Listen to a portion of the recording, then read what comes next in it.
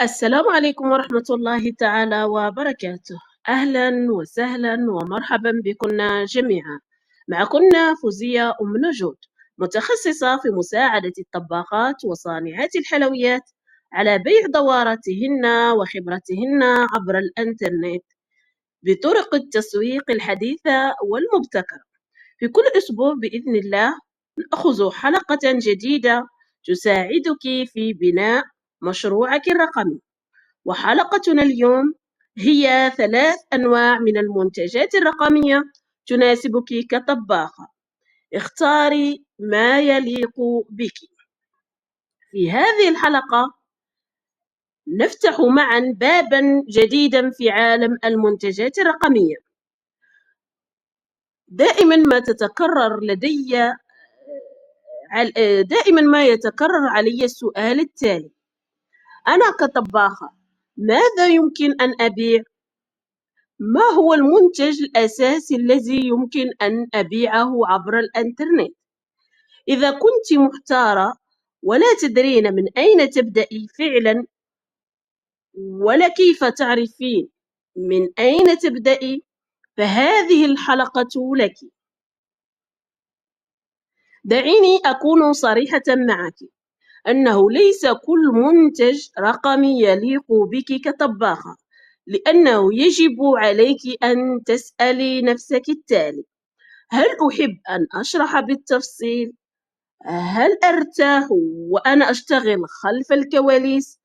هل عندي وقت مثلا لتصوير الفيديوهات؟ بناء على إجابة هذه الأسئلة يمكنك أن تحددي النوع الذي يناسبك.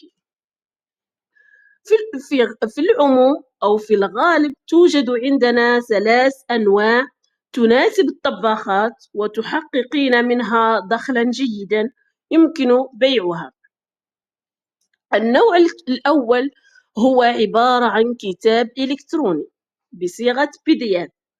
هذا النوع مثالي للطباخات اللواتي يحببن الكتابة أو عندهن مثلا وصفات تكون جاهزة. لماذا هذا الخيار مثالي لهن؟ لأنه بسيط، بمعنى بسيط بدون تصوير ولا مونتاج. ثاني، لأنه سهل التوزيع، مثلا يمكن أن ترسليه للشخص عبر واتساب أو إيميل. وكذلك مناسب لك كبداية لتجربة البيع. وكمثال على هذا النوع مثلا يمكنك أن تختاري كتيب أكلات رمضانية، أكلات مثلا عائلية، معسلات رمضانية، يمكنك أن تبدعي فيه كيفما تشائين. أما النوع الثاني فهو عبارة عن دورة مصورة، بمعنى فيديوهات قصيرة. إذا كنت من الأشخاص الذين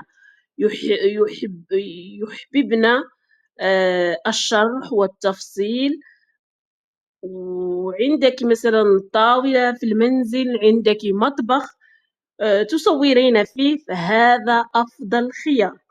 لماذا؟ لأنه يظهر مهارتك أكثر للزبون، كذلك يعطي قيمة أكبر للمشتري. وحاجة أخرى يمكنك أن تبيعيه بسعر يكون جيد وأعلى من PDF، من الكتاب الإلكتروني. وكمثال مثلا توجد دورة مثلا في كعكة الأعراس، دورة مثلا في طبخ الأعراس، دورة مثلا أنت هنا تبدعين على حسب المجال الذي تشتغلين فيه. أما النوع الثاني فهو النوع الثالث عفوا، فهو منتجات رقمية جاهزة للطباعة أو التعديل.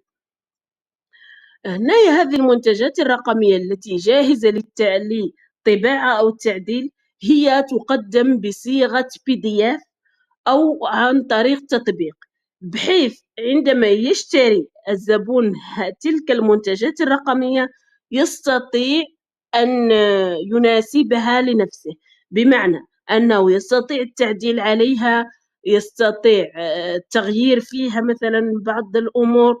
هذه هي أمثلة عن ذلك، هي مثلا جداول أسبوعية، مثلا تنظمين جداول أسبوعية بحيث أنه عندما يشتري الشخص منك يستطيع أن يضع حسب برنامجه.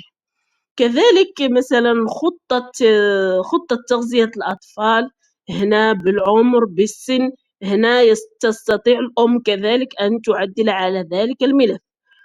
كذلك مثلا قائمة التسويق وغيرها من الجداول والمنتجات الرقمية. هذا مفيد من ناحية هذا النوع الثالث، المنتجات الرقمية، مفيد من ناحية التنظيم ومن ناحية الترتيب. كذلك يمكن بيعه مثلا كإضافة ولا كعرض مثلا مع الكتاب الإلكتروني أو الدورة المصورة. كذلك هذا المنتج لا يحتاج تصوير ولا شرح، لأنه كما نقول يشرح نفسه بنفسه. إلى الآن ننتقل، كيف لك أن تختاري المنتج المناسب لك؟ أول حاجة اسألي نفسك، ما هو المنتج ولا النوع الذي يمكن أن تنفذيه وأنت مرتاحة؟ ما هو مثلا النوع الذي يسألك عنه الناس أكثر؟ هل يسألونك عن دورة؟ هل يسألونك مثلا عن وصفة؟ هنايا تختاري المناسب لك. وما هو الشيء مثلا الذي ما هو النوع الذي يمكن أن تحققيه، أن تستطيعي إنجازه في أقرب وقت؟ هنا أول حاجة تستطيعين أن تبدأي بها في أقرب وقت، هنا أنجزيها. ابدأي، نصيحتي لك، ابدأي الأقرب لقلبك والأخف على جدولك. مثلا إذا كنت عندك ضغط، عندك طلبيات، هنا ابدأي بالنوع الذي ترينه مناسب لجدولك ويكون خفيف عليك بحيث ما تضغطيش نفسك. لكن شيء مهم جدا كي لا تقعي في الخطأ الشائع، هو ماذا بك أن لا تبدأي بثلاث أنواع، بل لا يجب عليك أن تبدأي بثلاث الأنواع التي ذكرناها معا. ابدأي بمنتج واحد، أريدك أن تتقني ذلك المنتج، عيشي معه التجربة، تعلمي الميدان، ثم طوري لاحقا. فيما بعد يمكنك أن تطوري إلى أحسن وأفضل. في البداية ركزي على نوع واحد فقط، حتى لو استغرقت فيه وقتا طويل، لكن يجب أن تقدمي فيه قيمة حقيقية، أن تقدمي فيه كل ما تفهمين، ما تعرفين. هنا أبدعي فيه. إلى هنا عزيزتي الطباخة وصانعة الحلويات، وصلنا إلى نهاية هذا البودكاست. تذكري فقط أنه اليوم هو أقرب وقت من أي وقت مضى على الإطلاق لإطلاق أول منتج رقمي لك. اختاري الذي يناسبك ويليق بك. ابدأي الآن. شكرا لاستماعك لحلقة اليوم. إذا حسيتي أن هذه الحلقة أفادتك، يا ليت لو تشاركيها مع صديقاتك الطباخات وصانعات الحلويات، دعيها تستفيد كذلك. أريد منك تفعيل الجرس والاشتراك في القناة حتى يصلك كل جديد. نلتقي الأسبوع القادم بإذن الله، والسلام عليكم ورحمة الله تعالى وبركاته.